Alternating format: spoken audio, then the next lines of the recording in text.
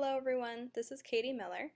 I want to take a moment to fill you in on a really cool piece of technology that I actually just discovered this week. It's called Screencast-O-Matic.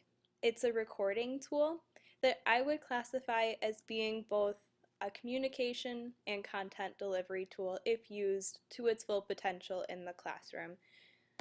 Let me walk you through how to get there. It's called Screencast-O-Matic. It's a free online screen capture device and recorder. This is the site that will pop up if you just run a generic Google search. There's actually no installation necessary with this program, which is really nice. You don't have to have the most recent Java program. I think you do have to have some, but it doesn't require all the bells and whistles, which I appreciate. If you click Start Recording, it'll bring up a box and it'll require you to download the program. Once you have it, though, you won't have to go through any hassle, or at least I have not had to go through any hassle, and that has been very nice. There's a demo on the homepage that you can watch. It fills you in on a lot of the features. One really nice thing about this program is that you can choose to record all of your presentations in HD, and that makes it a lot easier to post them to YouTube. This program, in my opinion, works extremely well, not only for teachers but also for students. You'll see that, again, on the homepage there are examples of teachers using this program, students, tech support, and then YouTube, as I mentioned. You can do all of this in HD.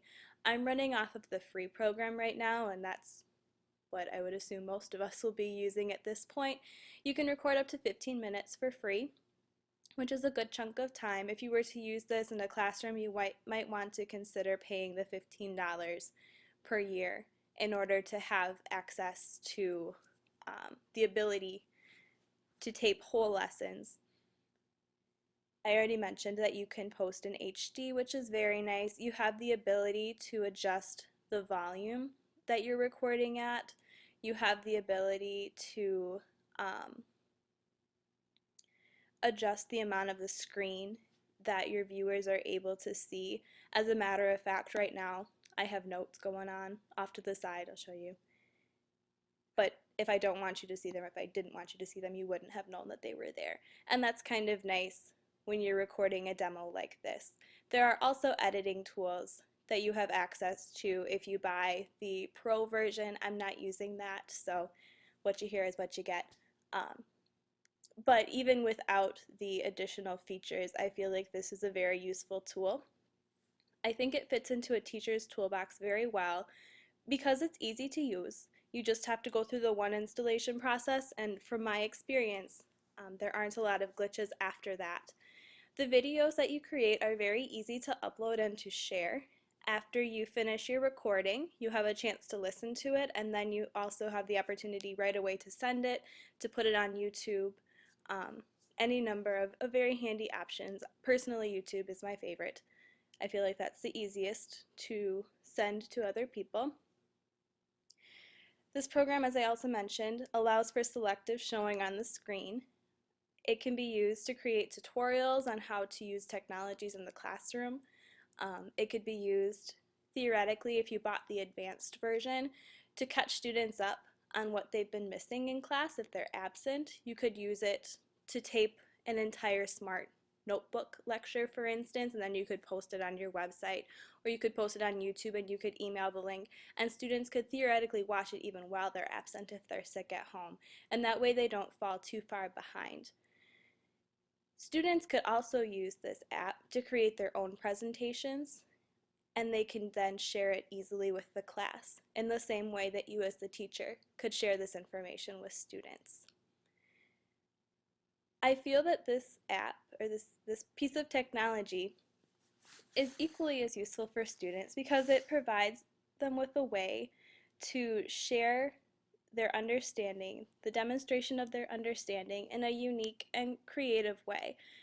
Naturally, when you're using this program, anytime you run your cursor over the screen, it shows not only your cursor but also a yellow circle that makes it easy to model your understanding if you're using technology. And it also makes it a little bit more interesting, in my opinion, to watch. It provides a creative outlet for students, and of course, it's easy to use. It shouldn't take a lot of class time to explain to students exactly what they need to do, especially if they've seen you modeling this technology in the classroom prior to you introducing it to them as an assignment or maybe an option in a list of assignments.